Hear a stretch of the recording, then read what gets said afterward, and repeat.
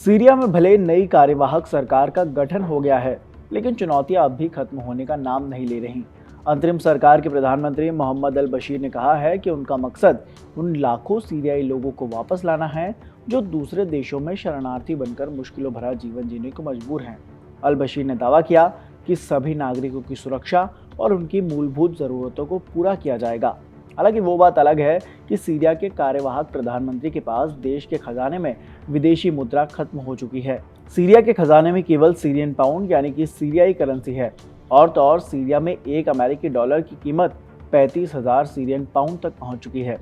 कुल मिलाकर बात की जाए तो सीरिया के आर्थिक हालात बद से बदतर हो चुके हैं।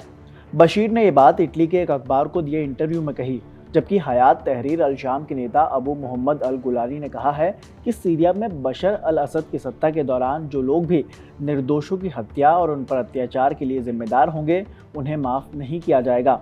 ऐसे लोगों को निश्चित ही दंडित किया जाएगा।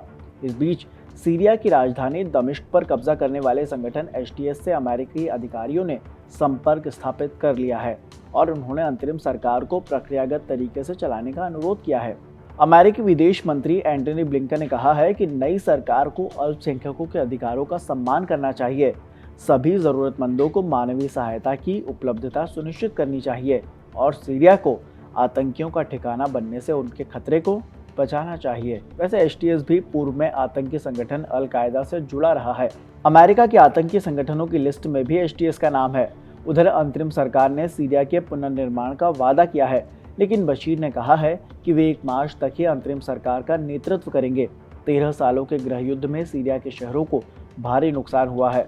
तमाम सरकारी और निजी संपत्ति के साथ ही आधारभूत ढांचा भी नष्ट हो गया है। कई लाख लोग अस्थायी आवासों में रह रहे हैं और उससे ज़्यादा पलायन करके पड़ोसी देशों में शरण लिए हुए हैं।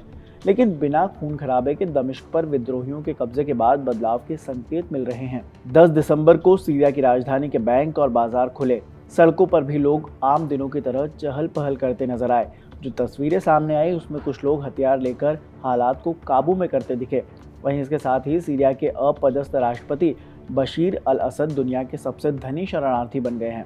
उन्होंने अपने परिवार के साथ मॉस्को भागने से पहले कथित रूप से 135 अरब डॉलर रूस ट्रांसफर कर दिए थे।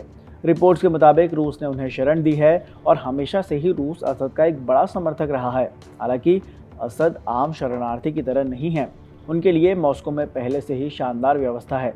इस बीच रूस के उप विदेश मंत्री सरगेई रयाबकोव ने कहा है कि रूस में सीरिया के पूर्व राष्ट्रपति असद सुरक्षित हैं।